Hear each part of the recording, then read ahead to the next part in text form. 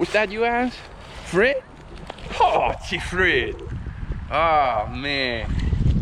Me and Chief Fred. We never met. No, I never met Chief Fred. Hey, folks. It's Gerald, aka the Cajun Couyon.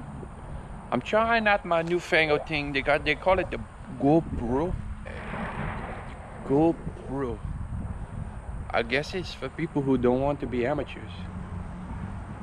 I guess I shouldn't have bought it.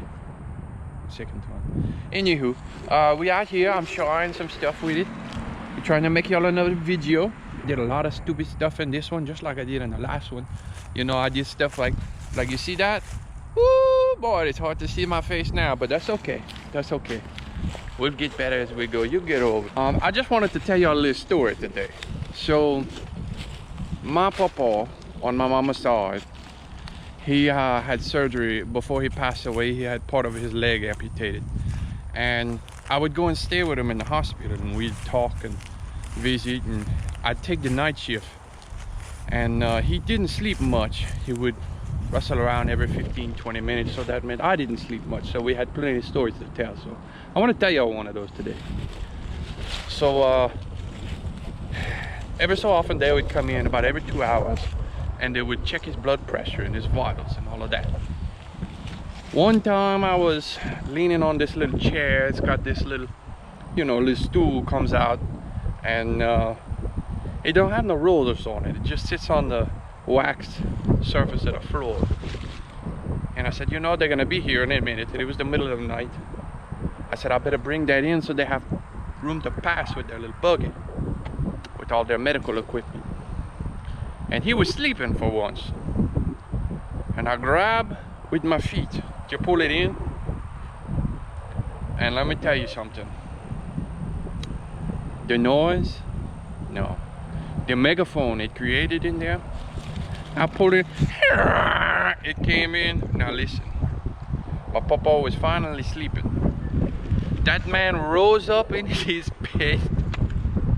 He sat straight up and he said, God bless America. And I was laughing. I couldn't help it. But I felt bad, but it was funny. And so he looked at me and he said, what the heck was that noise? I said, well, I'm sorry, Papa, I had to pull it in. It was gonna be in the way of the people. He said, well, they're coming to check my blood pressure. It's gonna be high now. Oh man, we laughed and laughed and laughed. Well, mostly me, but we had some good times after that. We're gonna tell a Thibodeau one.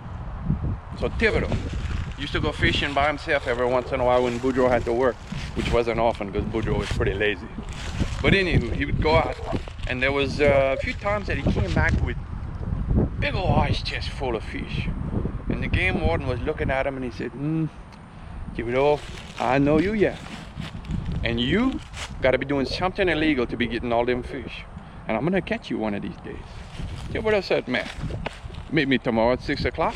You can ride with me on my boat. I'll show you where I go, how I fish. He said, okay, I'll be there. So next morning at 6 o'clock, they met up, hopped in Thibodeau's boat.